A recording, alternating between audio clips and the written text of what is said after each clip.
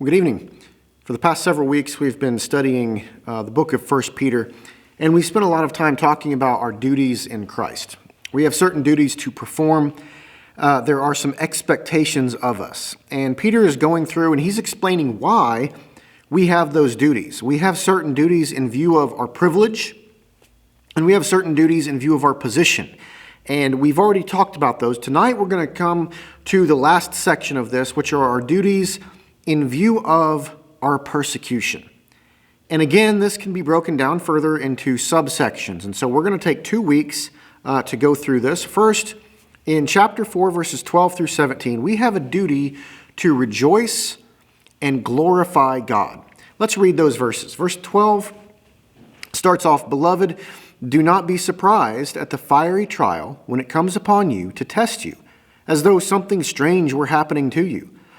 But rejoice insofar as you share Christ's sufferings, that you may also rejoice and be glad when his glory is revealed. If you are insulted for the name of Christ, you are blessed, because the Spirit of glory and of God rests upon you. But let none of you suffer as a murderer or a thief or an evildoer or as a meddler. Yet if anyone suffers as a Christian, let him not be ashamed, but let him glorify God in that name. For it is time for judgment to begin at the household of God, and if it begins with us, what will be the outcome for those who do not obey the gospel of God?" All right, so let's take a closer look at verse 12. "Beloved, do not be surprised at the fiery trial when it comes upon you to test you, as though something strange were happening to you." What I find really interesting about that verse is that today we are surprised. And we do think it's something very strange, right? We are indignant when prayer is taken out of the schools. We say, how dare they? How could they do that? What kind of heathens are running our schools? How could they remove prayer? When they take 10 commandments off the courthouse law, we say, how dare they? What sort of heathens are running our government? Whenever something happens that goes against our faith, we're outraged. How dare they? How could they do that? And we go out and we protest and we raise a ruckus and on and on and on. How very 21st century American of us. See, the reality is throughout history and throughout the world, you'd never expect that stuff to be there to begin with. It wouldn't even be there in the first place. And if you went out and you protested it, you could be locked up, you could be tortured, you could be killed. Peter says, don't be surprised when this stuff happens. This is the way the world works. They put the Son of God on a cross. They killed him. They murdered him. And if they're going to do that to him, do you really expect any better treatment? And he says, don't be surprised by this. Don't get all self-righteous and start swooning like a Victorian era woman. Oh my goodness, I can't believe this is happening. At the mere mention of these indignities, we're just, oh no, that's terrible. No. He says, in fact, you're supposed to do the opposite. He says, rejoice. Rejoice as you share in Christ's suffering. Now, this does seem a bit counterintuitive. We don't usually rejoice about suffering and persecution. That stuff is bad. We don't want to be near it. We don't want to suffer. We don't voluntarily go into persecution. But really, this comes down to perspective and how we are viewing the world. This is where one of my favorite verses comes into play, Romans 12:2, which says, "Do not be conformed to this world, but be transformed by the renewal of your mind, that by testing you may discern what is the will of God, what is good and acceptable and perfect." Part of conforming to the world, which we're not supposed to do, is to see the world the same way everyone else sees it.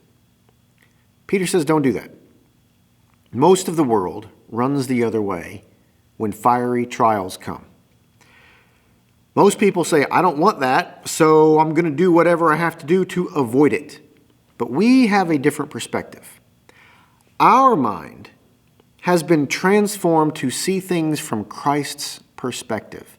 If we are being persecuted for righteousness, if someone's going to come along and say, I'm going to hurt you, I'm going to do bad things to you, I'm going to mess with you because of your righteousness, that's a good thing.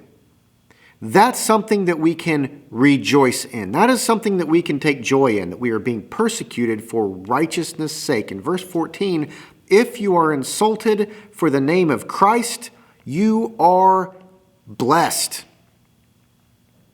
That's a good thing. And then verses 15 and 16, but let none of you suffer as a murderer or a thief or an evildoer or a meddler. Yet if anyone suffers as a Christian, let him not be ashamed, but let him glorify God in that name. This is kind of what Peter already said earlier. If we go back to chapter 2, verse 20, he says, for what credit is it if when you sin and are beaten for it, you endure? But if when you do good and suffer for it, you endure, this is a gracious thing in the sight of God. Peter's point is, if you're a bad person, if you sin, if you're a murderer or a thief or whatever, and you get punished, duh. You're supposed to get punished. That's what is supposed to happen. That is justice. You got what you deserved. There's nothing special taking place there, and there's nothing more to discuss. But if you're punished when you don't deserve it, if you're punished and you suffer, if you are beaten because you wear the name of Christ, don't be ashamed about that. Peter says, let him glorify God in that name. Wear that like a badge of honor. Because here you are following in the footsteps of Jesus. You are being abused just like him. You are being persecuted just like him. You are suffering just like him, and you're doing it for him. It's in his name. And it's not just suffering for suffering's sake, right? It's not just, well, I think I'll suffer today. It's for something. It means something. There's a reason behind it, and the reason is God's glory. The reason is righteousness. We have a duty in Christ to rejoice in our suffering. The easy thing to do is to say, woe is me. The easy thing to do is to hang our head, to feel sorry for ourselves, and beg for no more. Please make it stop. Please just let me be. Just leave me alone. But Peter's point here in this section is, why would you do that? You're not doing anything that deserves that attitude. You shouldn't hang your head low. You should hold it high. What you're doing should be celebrated. It should bring you joy. If you are enduring suffering for Christ, that is something you can participate in happily, because you're participating in it with Christ. Next, because of our persecution, we have a duty to trust in the will of God. Verses 18 and 19. And if the righteous is scarcely saved, what will become of the ungodly and the sinner? Therefore, let those who suffer according to God's will entrust their souls to a faithful Creator while doing good. Okay, so we just went through that whole section on rejoicing in our suffering. But let's be realistic. And let's really think about this. It's great in theory to say that I'm going to rejoice in my suffering. But put yourself in their shoes. Nero's in charge, and he considers you the enemy because you're a Christian. And if you get caught, it's not going to be pleasant. It's going to be really, really, really bad. It's going to be very painful. You're probably going to experience pain that you have never in your life felt before. This is going to be something that takes it to a next level. Okay? Anybody think it actually feels good to be dipped in oil and burnt alive? How long are you feeling the fire before you die? This is something I really don't know about. I can only imagine. Like, if you are dipped in oil and lit on fire, how long do you live in that process? And how long are you feeling it? Do you feel your skin come off? If it's up to your stomach, do you feel the skin come off and then all of your guts start to fall out? I'm guessing the smoke, it's coming up, filling your nostrils, filling your mouth, filling your lungs. Do you pass out from asphyxiation? Or do you pass out from the pain before it gets to that point? Or do you pass out at all? Do you just stay awake until you die. Do you feel yourself burning for 5 seconds, or is it 10 seconds, or is it 20 or 30? How long does this last? Let's get real about this persecution. You can put on a brave face, and you can rejoice in your sufferings and let people see it. But when you are left alone in a jail cell with your own thoughts, and your own mind turns to what you are about to endure, are you really happy with that? How many of these people had families that they were leaving behind? What if that was me? What if I'm in their position? What if I am caught, taken to prison, and I'm going to be burned alive, and now I'm just sitting there in prison in that moment? I'm thinking, is Rachel going to be okay? I'm thinking, is Josiah going to be okay? What if they get taken too? Are they going to have to endure the same thing I am?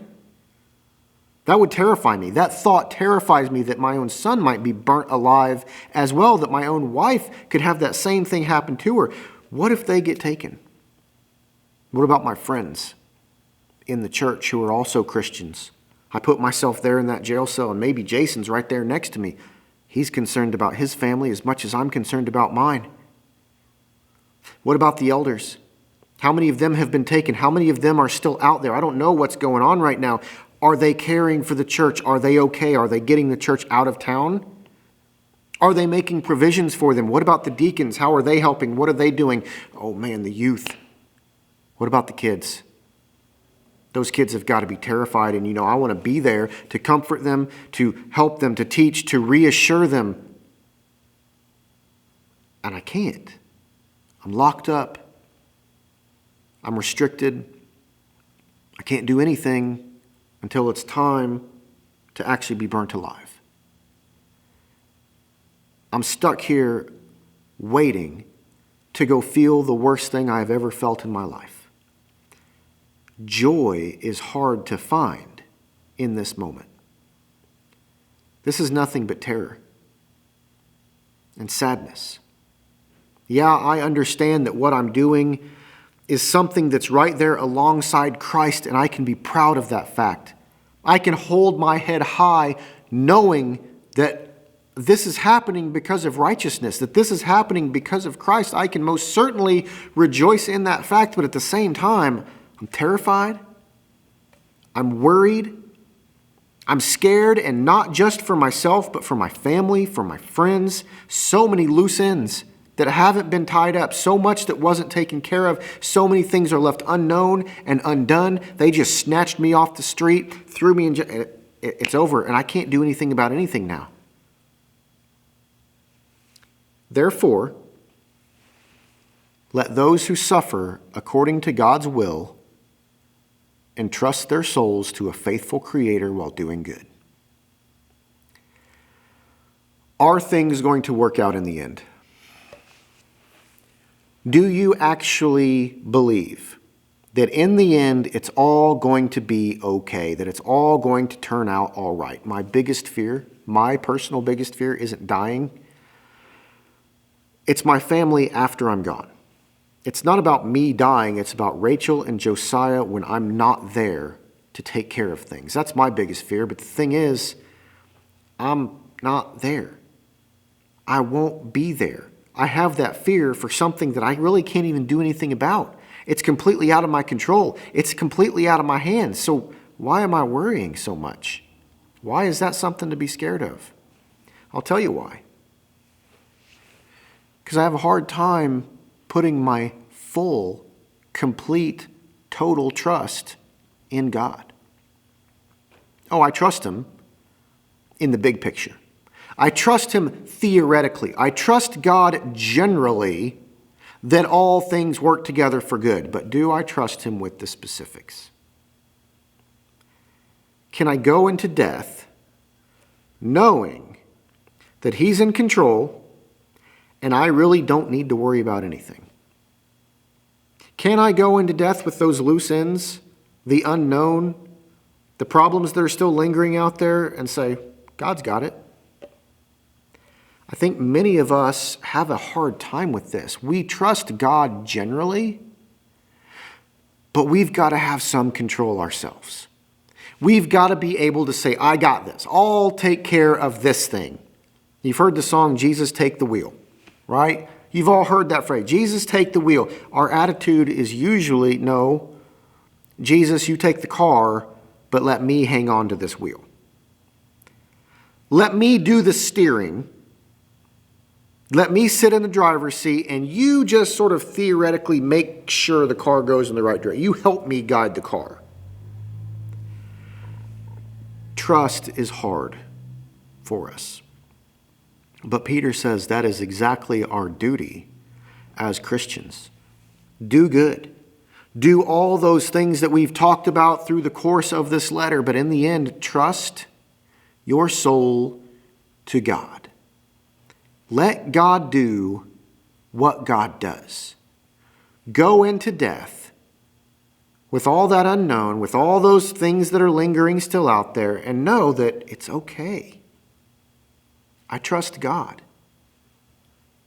The last duty that we're going to talk about this evening is fulfilling our special roles. And Peter addresses the whole church, but he does it in two different groups, the elders and then the flock. Let's read chapter 5, verses 1 through 5.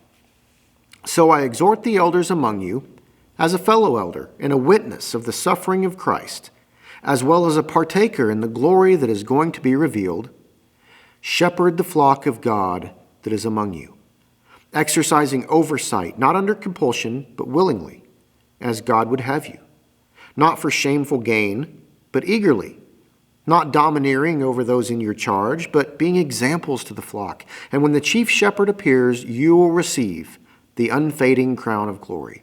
Likewise, you who are younger, be subject to the elders. Clothe yourselves, all of you, with humility toward one another, for God opposes the proud, but gives grace to the humble. Peter speaks to the elders specifically, and then he gives them some guidelines. He says they should shepherd the flock, exercise oversight, but not to do it under compulsion, right? It is a choice to be an elder. And he says they need to do all of this willingly. You can't be forced into it. You have to actually be willing to take on this role. He says it's not for shameful gain. They're not getting anything out of it. He says not domineering over those in your charge. This isn't some power trip that they're on. You're not doing this to satisfy your own ego. You're not doing it so you can walk around with your chest puffed out and say, yep, I'm the head of the church. I'm the head honcho. No. Jesus is the head of the church, and you're playing a role in that church. That role is leadership. It is leadership, but it's still a role. He says rather than domineering, you're to be examples. If they expect the church to serve, they need to be the ones first to serve. If they expect the church to do hard work, they need to jump in there and take the hardest work themselves. A good leader never asks someone to do something that they are not willing to do themselves. Now, we could do a whole series of lessons just on elders, but that's not really our purpose here tonight. And so we won't dwell on this too much. But the elders have a special duty within the church. And the thing I want us to think about tonight is context. Because again, and you're probably getting sick of hearing me say this, but what's the backdrop to all of this? What is the situation? What is the context? What is happening right now? Persecution, torture, and death. Think about being an elder in that scenario. Think about the decisions that they have to make. And hold that thought as we get into the next part of this passage, which is the rest of the flock. Verse 5, be subject to the elders. The elders have to make decisions based upon various events, and everyone else's job is to be subject to the elders. Well, okay, but what if you don't agree with their decisions? What if you think they made the wrong decision? Being the son of an elder and now being a preacher who has sat through numerous elders' meetings, I can tell you right now, I don't want to be an elder. It's not a job that I desire. I don't want it because I've got enough stress and heartache in my life already. Because you know what? The elders are never right. The elders are never doing what they're supposed to be doing. The elders are just all messed up, and anyone else in the congregation could do a better job than what the elders are doing right now.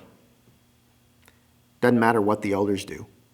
Someone is going to criticize them for it. It is not a pleasant job to have, and the reason it's not pleasant is because we, the flock, make it not pleasant. During the time of Nero, think about this. Think about this right now. During the time of Nero, should the Christians have continued to meet together to worship on Sundays? Should the church stay in the city and be an example to the people, or should they pack up and leave and flee for their lives? Should they go to the prison to visit and minister their fellow Christians, or is that exposing themselves too much? Is it too dangerous? Should they meet in one single place, or should they move their worship from week to week? And if they are moving it, where should they move it that's convenient for the whole congregation? These are just a tiny, tiny little portion, a little handful of questions these elders have to make. And how many of you would be able to say, you know what? I think that decision's wrong. I think it's going to get me killed. But you're the elders, and I am subject to you. Theoretically, we're all saying, well, yeah, sure, I could do that. But the reality is we don't even do that with the minor, trivial things.